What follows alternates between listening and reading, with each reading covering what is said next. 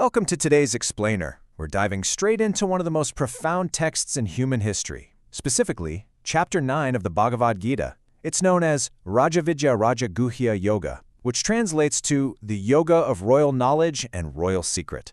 Today, we're going to take a calm, respectful, and really engaging look at how an ancient, profound human dilemma on a battlefield translates directly into pragmatic, everyday wisdom. Stuff you can actually use right now. So here's our roadmap for today. 1. The context of confusion. 2. Krishna's core teachings. 3. Ancient wisdom, modern life. 4. Key takeaways for seekers. And finally, 5. The journey ahead. Let's get right into it. Have you ever felt completely paralyzed by a high-stakes decision, like literally frozen? Think about that for a second. We often look at the Bhagavad Gita as just a historical or purely mystical text, but it actually begins with a very real, very human problem. You have Arjuna, this great warrior, standing on a battlefield, completely frozen. And his hesitation? It isn't just ancient history. It equates perfectly to modern anxiety, burnout, and the kind of decision fatigue we all feel when the pressure is on and the stakes are just incredibly high. Section 1. The context of confusion. Arjuna's hesitation is really the universal archetype for our own ego and our modern illusion of control. Section 2. Krishna's core teachings. To resolve this paralysis, Krishna actually offers a step-by-step framework to unpack the ultimate truth. Let's walk through it. Notice the prerequisite for learning this secret. In verse 9.1, Krishna shares this profound mystery, this Guhya, specifically because Arjuna is anasuyave. That means he's free from envy and a fault-finding nature. Think about that for a moment. You literally cannot absorb deep, transformative knowledge if your mind is clouded by jealousy or cynicism. A pure, open, and receptive mind is absolutely the first step to understanding reality. Verse 9.2 defines this knowledge as Rāja Vidya, Rāja Guhyam, the king of education, the most secret of all secrets. But Krishna outlines some very specific attributes here. It's the supreme purifier, it is directly perceivable, meaning you don't just take it on blind faith, you actually experience it, and incredibly, it is susuham kartum, which means it's very easy and joyful to practice. It's not meant to be this miserable, punishing path. Now, the crucial point is understanding how this differs from what came before. In Chapter 8 of the Gita, the focus was really on upasana, contemplation that leads to a delayed liberation, essentially reaching the divine after death. But Chapter 9 pivots completely. It focuses on jnana, and just a quick note for those keeping track, that's pronounced jnana, not jhana. This jnana offers direct, immediate realization. It's entirely about waking up to the truth here and now, in this very life. And this brings us to a really vital concept, Vijnana.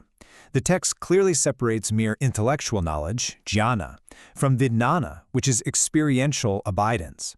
I mean, you can read all the books in the world and have total intellectual clarity, but Vijnana is when you concretely know the truth for yourself. This knowledge is a secret, not because God is hiding it away in some locked box, but because so few people actually take the step to experience it firsthand.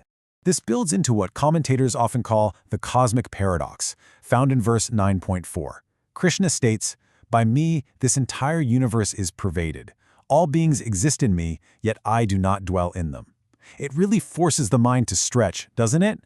The divine is entirely immanent, pervading all of existence, yet perfectly transcendent, remaining completely unattached to the material world. It's kind of like the wind moving endlessly through the sky, but never actually changing the nature of the space it moves through. But how do we actually connect with this vast, paradoxical cosmic force? Well, through simplicity. If one offers me with love and devotion a leaf, a flower, a fruit, or water, I will accept it. This is the core of bhakti, pronounced bhakti. Krishna contrasts the massive, unmanifest universe with the humblest, most accessible action possible. It's not about grand, expensive, showy rituals. It's entirely about the purity of the intention and the love behind the simplest offering. And when you approach life with that level of pure devotion, Krishna makes a really powerful promise. Yoga, kshema. Yoga means securing what you lack, and kshema means protecting what you already have. Krishna promises to personally provide and care for the necessities of those who are entirely devoted. Translated to modern life, it means that when you align your actions with pure purpose and truth, the universe actually supports and sustains your real needs. Section 3. Ancient Wisdom, Modern Life. Let's pivot sharply from esoteric philosophy straight into the corporate boardroom. We can actually translate these ancient Sanskrit terms into a highly practical framework for navigating high-pressure environments. First up, nishkama karma, selfless action. That means doing your work brilliantly without being obsessively attached to the personal reward.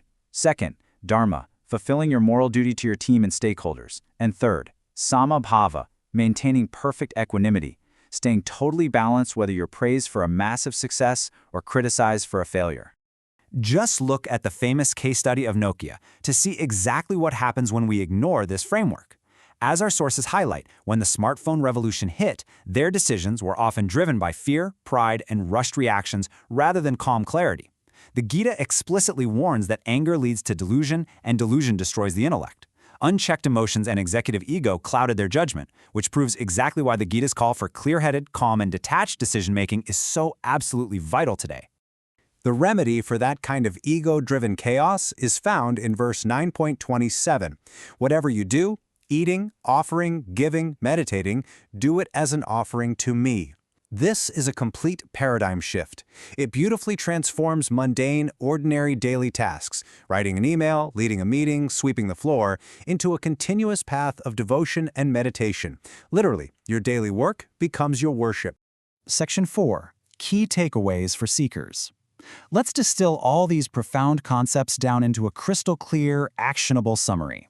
Here's your step-by-step mental model. 1. Purify your intentions. Remember, the leaf for the water matters way less than the love behind it. 2. Act selflessly. Practice nishkama karma in your career. 3. Cultivate samabhava, keeping your mind completely steady through both the wins and the losses. And 4. Turn your daily duties into an offering. This is exactly how you use Vedanta as highly practical inner guidance for your everyday life. Section 5. The journey ahead. As we wrap up, it's crucial to acknowledge that the battlefield of Kurukshetra is really a metaphor for the ongoing internal struggle within every single one of us. Which leaves us with a critical reflection. Are your daily decisions driven by the endless anxiety of trying to control every single outcome? Or are they guided by a calm, selfless, dedicated purpose? Take a moment and really think on that as you go about your work today. The answer to that question might just change how you lead, how you work, and how you live.